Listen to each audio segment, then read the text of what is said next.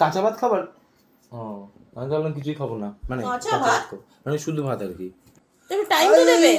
শোনো না, বলছি তোমার যে একটা মাংস খাওয়ানোর কথা ছিল ওটা কি হলো? এটা কোথায় তুমি? এটা তো আমি নিয়ে আসলাম। ঠিক আছে, টাকা দিয়ে দেবো, যাও।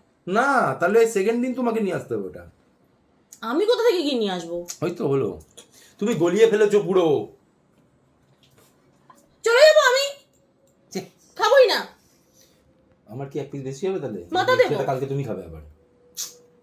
যন্ত্রণা একেবারে, মানে কি বলবো। দেখো আজকে রাতের ডিনার শুধু লাল লাল খাসির মাংস আর ভাত। কি মানে পাহাড় থেকে পড়ে গেল গোড়া। দাঁড়া, তোমার পছন্দ। তো তোমার এই লালটা তেল হয় না কেন? এই পিসটা আমার তুফানের। মা তেল কম দিয়ে রান্না করার আর্ট জানে। হ্যাঁ, তেল না এর দেখে মনে হয় না তেল ভাসছে, কিন্তু এটা তেল না, এটা গ্রেভি হয়ে যায়। তোমাকে এই আলুটা দিই, এটা বড় আলু আছে। থ্যাংক ইউ, এ দাও, ছোটটা দাও, আমি নিয়ে নিচ্ছি। থ্যাংক ইউ, আপনাকে অনেক ধন্যবাদ, দিয়ে ছোট করবো না। হ্যাঁ, ধন্যবাদ আর কেন দেবে? ধন্যবাদ দেওয়ার দরকার নেই ভাই, একটু বোঝো তাহলেই হবে। বাবা, অনেকদিন জয়ের খাসির মাংস খাওয়া হয়নি, ওই জন্য খুব মন কষ্ট খারাপ ছিল পাচ্ছিল। আমার। হ্যাঁ, খুব কষ্ট পাচ্ছিল। মামতু পানের খাওয়া হয়ে গেছে, আমি আর মা জয় বসে পড়েছি। মা তোমাকে আলু দিলাম? ওটা কি দিয়েছো হ্যাঁ তাহলে? হ্যাঁ হ্যাঁ, আলু দিয়েছি। জয়কে খারাপ পিস দিলাম, আর ভালো ভালো পিসগুলো আমি নিয়ে নিয়েছি। গুড। এ একটাই সমস্যা দেখছি, বুঝছো? এ বাবা, আমি তো হাড়ের পিস পাইনি। এই তো সামনে দেখো না, লটকে আছে। এটাই খেয়ে নি তাহলে, দুঃখে দুঃখে নলারটাই খেয়ে নি। কেন? গুড। একটাই দুঃখ, বুঝছো? দেখো, সেটা হলো চর্বিগুলো কোথায় গেল। আছে আছে আছে ওখানে। এই প্রচন্ড গরম, কিছু ধরতে পারছি না। বাবান কেমন হয়েছিল রে? দারুণ, তুমি দেখলে না একদম পরিষ্কার হয়ে গেছে। মাম খুব একটা রাত্রিবেলা ভাত খায় না, আমরা কেউই রাত্রে ভাত খাই না। আজকে মানে কয়েকদিন ধরে সকালবেলা আমরা ভাত খেতে পারছি না, বেরোচ্ছি যখন ফিরছি আর রাত ভাত খাওয়া ভালো হচ্ছে আছে। না। ভালো আছে, ভাত খাওয়া হচ্ছে না, তো ওই জন্য। আর বাবু মোটামুটি 5-6 দিন হয়ে গেছে, 5-6 দিন হয়েছে মাংস খাইনি। আগের সপ্তাহে খেয়েছিলাম। বেশি। যাই হোক, একটু বেশি দিন হয়ে গেছে মাংস খাওয়া হয়নি, ওই জন্য প্রাণ চলে যাচ্ছে একদম, মাংসের জন্য কেঁদে যাচ্ছে প্রাণ। আজকে রাত্রিবেলা নিয়ে এসছে। কেমন লাগছে? কি ভালো হয়েছে গো, এই যে মটন, আও সরি, মুন্নাদার মটন, আমার রান্না, ভালো কম্বিনেশন। সেদিনকে ওই যে আমার যে বন্ধুটা আছে বেড়াল, ওদের বাড়িতে ইনভিটেশন ছিল না, তো শুভ ওখান থেকে তোমার মতো সেম নলহাটটা বের করেছে, এইরকম এইরকম এইরকম এরকম ঠুকছে। তুমি জানো মার মতো অবস্থা পুরো ওর। এরকম করে একবার আমাদেরকে দেখছে, নলহাট থেকে এই জিনিসটা যেটা আছে, যেটা বেরোয় না, যদি না বেরোয়, যতক্ষণ না বেরোচ্ছে ততক্ষণ অব্দি মাথাটা খারাপ হয়ে যায়। ও পুরো এরকম এরকম করেছে, তাও হয়নি। পুরো তখন তোমার থেকে স্থানকাল শিখেছে পাত্র মনে হয়। দেখা যায় না, হ্যাঁ ওটাই সে হচ্ছে কোনো কথা। রেস্টুরেন্ট হোক কি কোনো হোক। তুমি জানতে বাবা এরকম? বাবা দেখে অভ্যস্ত আমাকে। হ্যাঁ, বিয়ে তোমার বাড়িতে আমি এইটাতে নলের পাস হার করি। আছে না? বিয়ে বাড়িতে আমি নলের পাস করি তো। তো এরকম পাচার কেন্দ্র এই আমাদের কাছেও কিন্তু নলহার পড়লে মাকেই দেওয়া হয়। হ্যাঁ, আর হচ্ছে একটা পান, হুম, এগুলো মা বিয়ে বাড়িতে। নলহাট তো তোরা খাসি না। না বাজে খেতে, তুই শিখলি না, মনটা ভাল লাগে না। খাওয়াই শিখলি না। সত্যি ভালো। কেমন লাগছে?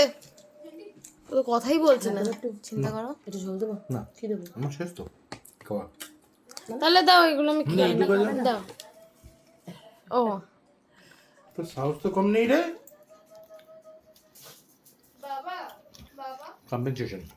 ও কিসের জন্য? ও টানছিল আমার মাংস, ওই জন্য। আহারে, বাবা ক্যান্ডি গুড়গুড় করছে মনে হয়।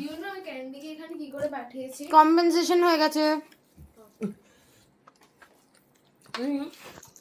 সত্যি কথা বলতে আমরা রাত্রে তো রোজ ভাত খাই না, ঠিক আছে, কিন্তু এই কিছু কিছু ব্যাপার থাকলে তখন ভাত খাই। নুন নুন তো কম হয়নি যে। চিটে। আমার তো লাগেনি। মাঝে মাঝে এই মাংস ভাত কিংবা ইলিশ মাছ হলে আমাদের ভাত হয়। ইলিশ মাছের তেল ভাজা। হ্যাঁ ও মা করি, করো। কালকে যাবো। হ্যাঁ, একটু কালকে ফোন করে নিয়ে কালকে একটু কালকে আমি থাকবো না। তো আমরা খাবো, এই ইলিশ মাছটা কিনে নিয়ে যাবে, আমরা খেয়ে নেবো। তুমি রাত্রে খেয়ে নেবে, কি আছে? না না, ইলিশ মাছের তেল ভাজাটা করে দেবো, তুমি সকাল সকাল খেয়ে উঠে বেরিয়ে যাবে। অতটাই পাবো না। ঠিক আছে, হয়ে যাবে। রাত্রে খালে হবে না? হবে। এই জানো খাবো। তবে বন্যাটা হয়েছে, হ্যাঁ হ্যাঁ হ্যাঁ কিন্তু আসামে এরকম বন্যা হতো নাকি? না, আমি কদিন আগে রাশিকে ফোন করেছিলাম, মানে আমার আসামের একজন আছে, তাকে ফোন করেছিলাম, ও কোনো রিলিফ ক্যাম্প ছিল সেখানে ছিল, ঠিক আছে? ওদের অবস্থা খারাপ। না, রিলিফ ক্যাম্পে ছিল, মানে ও রিলিফ ক্যাম্পে দায়িত্বে রয়েছে, ও বললো বিভৎস পরিমাণে নাকি বন্যা হয়েছে। আবার আরো আরো যেটা ভয়ানক খবর শুনলাম, সেখানে ওটা কুমির ঘুরছে। বুঝেছে? ব্রহ্মপুত্র ব্রহ্মপুত্র তো ও মানে পুরো ভেসে গেছে, ওভারফ্লো হচ্ছে, তো ওখানে কুমির ঘুরছে। মানে এরকম শুনলাম যে 52 না 51 বছরের প্রথম, মানে পর। হ্যাঁ, আমরা তো আসামের বন্যা তো কোনোদিনই শুনিনি, আমরা কোনোদিনই শুনিনি। ভীষণ খারাপ লাগছে, এত ভালো জায়গা আসাম। যাই হোক, সবাই সেফ থাকুক, তাড়াতাড়ি সব ঠিক হয়ে যাক। কি তাড়াতাড়ি খাবার শুরু শেষ করলে গো? মা বলো বানাতে কতক্ষণ লাগে আর খেতে কতক্ষণ খুব লাগে? বিরক্ত লাগে, এটা আস্তে আস্তে তো খেতে পারতে, আস্তে মুখ খেয়েছি। বুঝে খেয়ে যাও। তুমি এখানে কি নিচ্ছ? সত্যি বলে যে প্রথমে তাড়াতাড়ি শুরু করেছিলাম, তারপরে আমি আস্তে আস্তে খেয়েছি। আস্তে আস্তে খেলে আমার কি করে হলো? আমার এখন এরপরে? রয়েছে, আমার রয়েছে, মার রয়েছে। তোমরা আস্তে খেয়েছো বেশি। এটা কি? এরপরে এটা আমি খেয়ে নিয়েছি। তুমি খালিয়ে হ্যাঁ। ও হুম ডট চমচম। দেখি এটা ঠোকাঠুকি করছো না কেন এখনো? কোনটা? ওইটা এটা কি হলো? শেষ। বাবা তুমি দেখলে? হ্যাঁ। ছিল না, ওটা ঠোকাঠুকি করার মতো ছিল না, সুন্দর ছিল।